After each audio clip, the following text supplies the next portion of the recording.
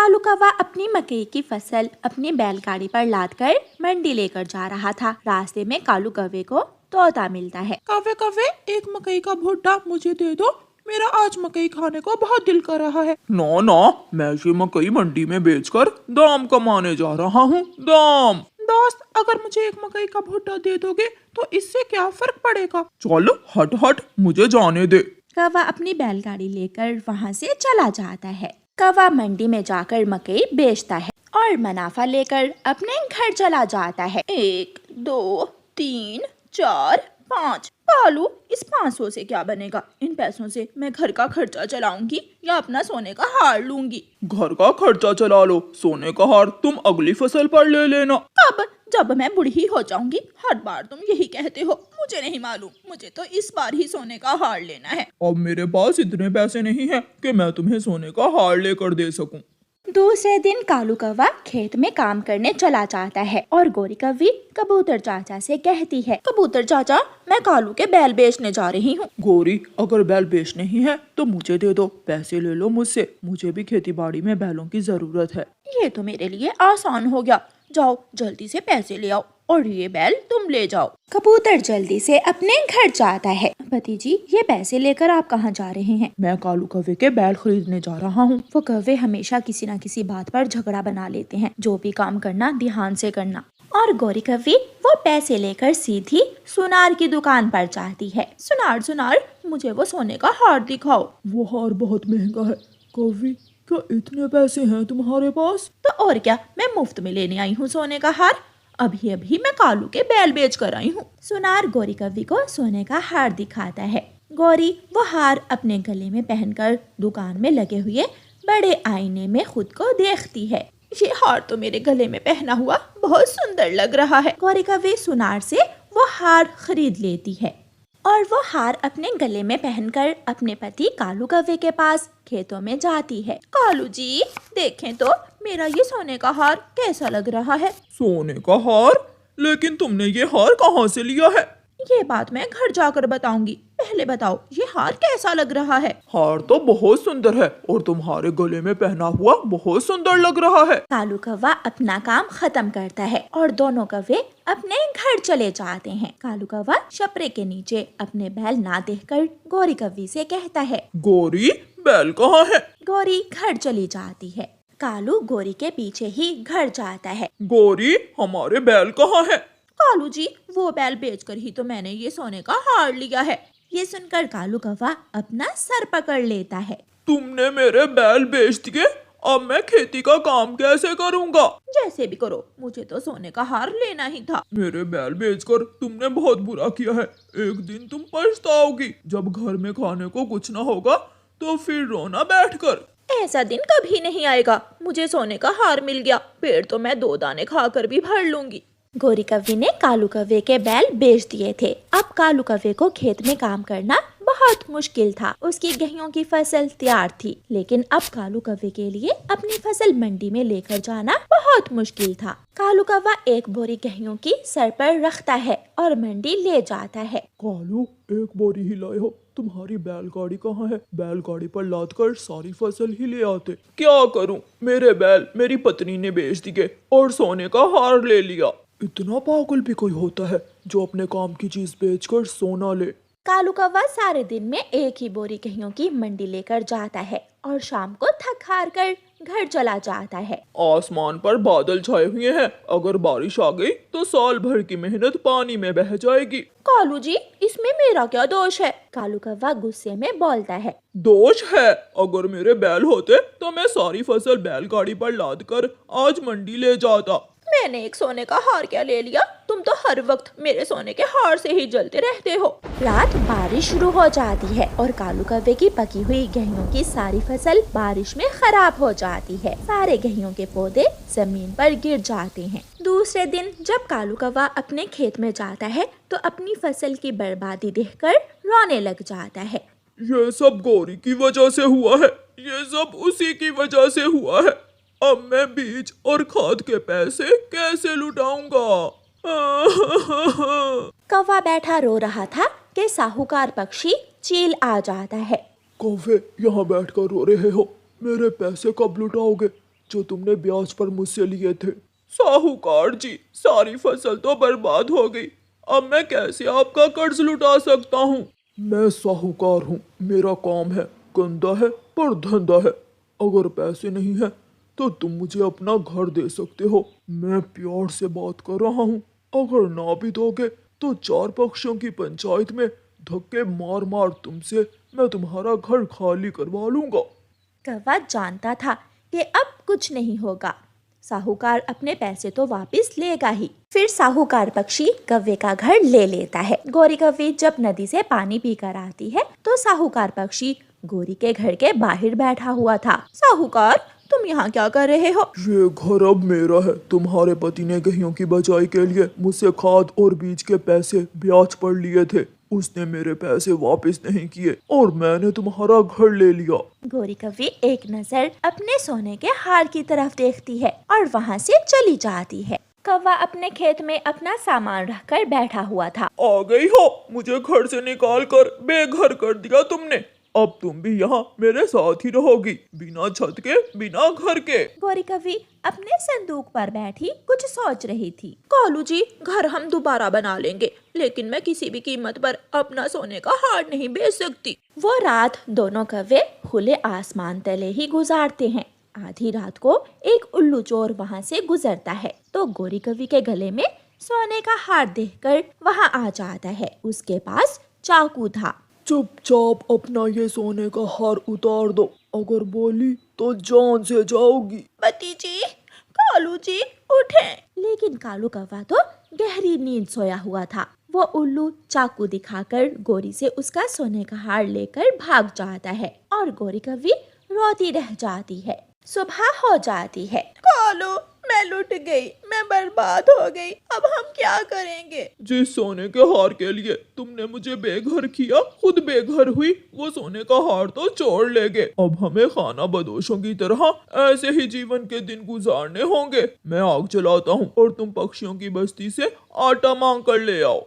गौरी कौवी एक थैली उठाती है और पक्षियों की बस्ती में भीख मांगने चली जाती है। गौरी, तुम भीख मांग रही हो? तुम्हारे पति तो खेतों में काम करते हैं, ऐसा कैसे हुआ कि तुम भीख मांग रही हो? रिया, ये सब मेरी वजह से हुआ। मैंने कालू के बैल बेचकर सोने का हार ले लिया। साहूकार ने घर पर कब्जा कर लिया। मेरा हार भी उल्लू चोर छीन कर ले गए। सब लुट गया, सब बर्बाद हो गया। गेहूं की सारी फसल बारिश में बर्बाद हो गई। चिड़िया गौरी कौवी को थोड़ा आटा दे देती है। माफ करना गौरी, इससे बढ़कर मैं तुम्हारी और मदद नहीं कर सकती, लेकिन तुमसे मुझे सीखने को बहुत कुछ मिला है। गौरी कौवी आटा लेकर वहाँ से चली जाती है। दोनों पति पत्नी एक झोंपड़ी लगाकर उसके सामने अपना खाना बना रहे थे। कालू की पत्नी के गलत फैसले और लालच ने उसे भी कहीं का ना छोड़ा। रानो चिड़िया की ऐसी कहानियाँ सुनने के लिए YouTube सर्च बार में रानो चिड़िया की कहानी लिखें या फिर ये बटन दबाकर बोलकर कहें रानो चिड़िया की कहानी। मैंने क्या क्या सोच रखा था अपने आने वाले बच्चे के लिए। मैंने तो अपने बच्चे के लिए गर्म कपड़े भी बना लिए थे, मगर वो जालिम मेरा अंडा चुरा ले गया। चुप कर जाओ बुलबुल बहन, मुझसे तुम्हारा दुख देखा नहीं जा रहा। मैं तो रात से ही सो नहीं पाई हूँ। मैंने अपने घर में एक बड़ा डंडा बनाकर रखा हुआ है। जिस दिन वो अंडा चोर पकड़ा गया, मैं उस बड़े डंडे से उसकी पिटाई करूंगा। बुलबुल बहन, जो हुआ उसे भूल जाओ और अपने आने वाले कल की चिंता करो, क्योंकि वो चोर अभी भी जंगल में ही है। सबको सावधान रहना होगा। मेरा अंडा। कालू, जब वो मोटी बुलबुल ऐसे रो रही थी, मैंने बहुत मुश्किल से अपनी हंसी कंट्रोल की। एक बात तो है गौरी, जैसे वो बुलबुल खुद मोटी है, ऐसे ही उसका अंडा भी मोटा था। एक ही अंडा पीकर हम दोनों का पेट भर गया। और कालू, उस अंडे का स्वाद भी सबसे अलग था। अब सो जाओ, मुझे बहुत नींद आ रही है। सुबह हो जाती है। कालू जी, आज का क्या प्लान है? प्लान ये है कि तुम पहले जंगल में ऊंची उड़ान लेकर आओ और देख कर आओ कि किस किस पक्षी के घोंसले में अंडे हैं। बाकी का प्लान हम बाद में तैयार करेंगे। मैं अभी जाती हूँ। फिर गौरी कौवी एक ऊंची उड़ान लेती है। वो कभी इधर जाती तो कभी उधर जाती। फिर उसे एक घने पेड़ के ऊपर एक घोंसले में एक अंडा दिखाई देता है। अंडा तो मिल गया, मगर ये है किस पक्षी का, ये मुझे मालूम करना होगा। फिर कौवी उस पेड़ से थोड़ी दूर छुपकर बैठ जाती है। थोड़ी ही देर बाद एक तोता और तोती वहाँ आ जाते हैं। मिठू जी, अब हम एक साथ नदी पर नहीं जाएंगे। हम में से एक अंडे की रक्षा करेगा और दूसरा नदी से पानी पीने जाएगा। तो ये अंडा इन तोतों का है, मैं अभी कालू को जाकर बताती हूँ। फिर गौरी भागी भागी कालू कौवे के पास जाती है। कालू कालू मिल गया, मुझे तोते के घोंसले में अंडा मिल गया। अगर वो अंडा पीना है तो हमें अच्छे से चोरी करना होगा, ताकि हम हमेशा की तरह पकड़े भी ना जाएं और कोई हम पर शक भी ना करे। मगर अब हमें करना क्या होगा? मैंने सारा प्लान तैयार कर लिया है। जैसे जैसे मैं कहूँ तुम वैसे वैसे ही करती जाना। फिर दूसरे दिन कालू कौवा तोतों के पास जाता है। यार मिठू, सुना है कुछ दिनों बाद जंगल में बर्फ शुरू होने वाली है और ऐसे मौसम में भोजन की बहुत कमी हो जाएगी। हाँ यार कौवे, मैंने भी सुना तो है। जंगल के बाहर किसान के खेत में अमरूद पके हुए हैं। मैं वहाँ से अमरूद लेने जा रहा हूँ। तुम दोनों भी मेरे साथ ही आ जाओ। मगर हम अपना अंडा छोड़कर नहीं जा सकते। मैं अकेला ही जाता हूँ, कालू तुम्हारे साथ। तुम तो 1 या 2 अमरूद ला सकोगे। जब तुम्हारे अंडे से बच्चा निकलेगा और हर तरफ बर्फ ही बर्फ होगी, तो तुम अपने बच्चे को क्या दोगे खाने को? मैं इसीलिए तो कह रहा हूँ, तुम दोनों आओ और कुछ अमरूद लाकर जमा कर लो। फिर तोता और तोती कौवे की बातों में आ जाते हैं और वो दोनों कौवे के साथ चले जाते हैं। थोड़ी ही देर बाद गौरी कौवी वहाँ आती है। वो इधर उधर देखती है और आसानी से तोते का अंडा चुराकर वहाँ से भाग जाती है। हरियाली, जल्दी करो, मुझे अंडे की चिंता हो रही है। मैंने 2 अमरूद तोड़ लिए हैं, 2 अमरूद आप तोड़ लें और हम जल्दी से घोंसले में वापस चले जाते हैं। यार कौवे, तुम अमरूद नहीं खा रहे हो। मेरा तो पेट भरा हुआ है और वैसे भी मुझे अमरूद कुछ ज्यादा पसंद नहीं है। तोता और तोती 2-2 अमरूद लेकर वहाँ से चले जाते हैं। मैं कोई पागल हूँ जो ये अमरूद खाकर अपना पेट भरूं। हमने तो आज तुम्हारा स्वादिष्ट स्वादिष्ट अंडा पीना है। जल्दी से कालू कौवा घर भागता है। हरियाली, हम लुट गए, हमारा अंडा नहीं है। वही हुआ जिसका मुझे डर था। मैंने आपसे कहा भी था कि उस कौवे की बातों में ना आओ, मगर आपने कहा कि कुछ नहीं होता। वो दोनों बैठे रो रहे थे। चिड़िया, बुलबुल और कबूतर भी उनकी रोने की आवाज सुनकर वहाँ आ जाते हैं। कालू, अब जल्दी से तोड़ो ये अंडा, मुझसे और इंतजार नहीं हो पा रहा। फिर कालू कौवा अपना काम शुरू करता है। वो अपनी चोंच में अंडा उठाता है। 1 2 3। कालू अंडा नीचे गिरा देता है और अंडा टूट जाता है। पार्टी शुरू हुई। वो दोनों जल्दी से तोते और तोती का अंडा पी लेते हैं। वाह, मजा आ गया। गौरी, चलो अब हमें भी जाकर तोते के पास झूठ मूठ का रोना होगा। कालू, तुम चिंता न करो, मैं इतना रोऊंगी कि कोई भी मुझ पर शक नहीं करेगा। वो दोनों अपने घर से निकलते हैं। कल बुलबुल का और आज तुम्हारा, कल किसी और का अंडा चोरी होगा। अब हमें कुछ न कुछ तो करना ही होगा। कौवे भी वहाँ पहुँच जाते हैं। मेरा तोता, मेरी तोती बहन, बहुत बुरा हुआ। मुझे जैसे ही पता चला कि मेरे तोतों का अंडा किसी ने चुरा लिया है, मैं और कालू दौड़े चले आए। कौवे, अगर हम तुम्हारे साथ अमरूद लेने ना जाते तो ये सब ना होता। दोस्त, तुम मुझे दोषी समझते हो तो मैं माफी मांगता हूँ तुमसे, मगर भोजन लाना भी तो जरूरी होता है। मेरे तोते का अंडा कोई वापस ला दे उस जालिम से। कोई मेरे तोते भाई का अंडा वापस ला दे। हौसला रखो गौरी बहन, हौसला रखो। अब ऐसा नहीं होगा। जब सब भोजन लेने जाएंगे तो मैं घोंसलों की निगरानी किया करूँगा। मैं ध्यान रखूंगा सबके घोंसलों का। सबको कबूतर की ये बात पसंद आती है और फिर वो सब ऐसा ही करते हैं। जब सारे पक्षी भोजन लेने जाते तो कबूतर जंगल में ऊंची उड़ान लेता और इधर उधर सब घोंसलों का ध्यान रखता।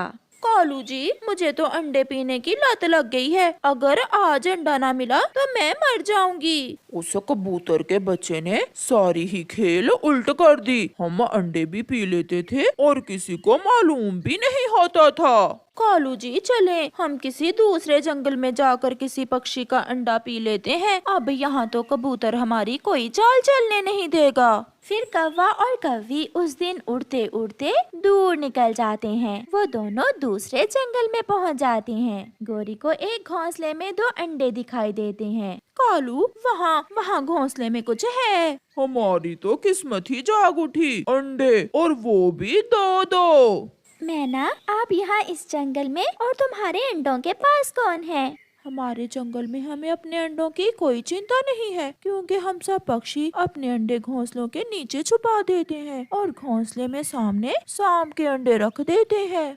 अच्छा, ताकि जो भी वो अंडा पिए वो मर जाए। हाँ, इसी तरह तो हमने पिछली बार चील को और बुरे कौवे को मारा था। अब मैं जाती हूँ, मैं तो इस जंगल में दाना लेने आई थी। मैना जैसे ही अपने घोंसले में पहुंचती है तो वहाँ एक कौवा और एक कौवी मरे पड़े थे और दोनों अंडे ही टूटे हुए थे। हमारे अंडे पीना इतना आसान नहीं है। अगर तुम चातर कौवे हो तो मुझे भी मैना कहते हैं, मैना। कबूतर भागा भागा चिड़िया के पास जाता है। चिड़िया चिड़िया, वो कालू और गोरी ही थे जो हमारे अंडे पीते थे। कबूतर भैया, ये आप क्या कह रहे हैं? हाँ चिड़िया, क्योंकि वो आज दूसरे जंगल में जहरीले अंडे पी लेने से मर गए हैं। ये सुनकर चिड़िया बहुत हैरान हो जाती है। ऐसे बुराई अपने अंजाम तक पहुंचती है। प्यारे दोस्तों, अब इस कहानी को जल्दी से लाइक कर दें और कमेंट करना बिल्कुल ना भूलना। आपका धन्यवाद।